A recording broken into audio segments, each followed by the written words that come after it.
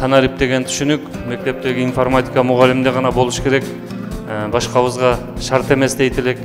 Албетте бүгүн ушул иш-чараны демилгелеп уюштуруп жаткан Асылбек мырзага мен өзгөчө ыраазычылык билдирет элем.